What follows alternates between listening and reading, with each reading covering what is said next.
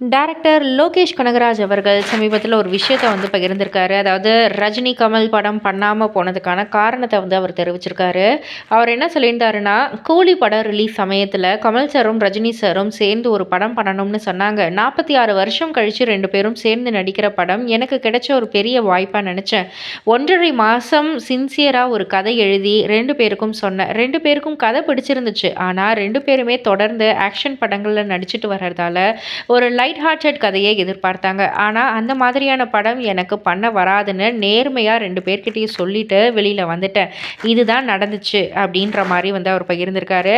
And அவருடைய அடுத்த கமிட்மெண்ட்ஸை பற்றியும் அவர் ஷேர் பண்ணிக்கிட்டாரு. கைதி 2, ரோலெக்ஸ், விக்ரம் 2 இதெல்லாம் என்னுடைய அடுத்த கமிட்மெண்ட்ஸ். அல்லு அர்ஜுன் படம் முடிந்த பிறகு இந்த படங்கள் எல்லாம் நிச்சயம் பண்ணுவேன். அமீர் கானுடன் ஒரு படம் பண்ணுவது குறித்தும் பேசிக்கொண்டு இருக்கிறோம் அப்படின்ற மாதிரி அவர் பகிர்ந்துக்கிட்டாரு.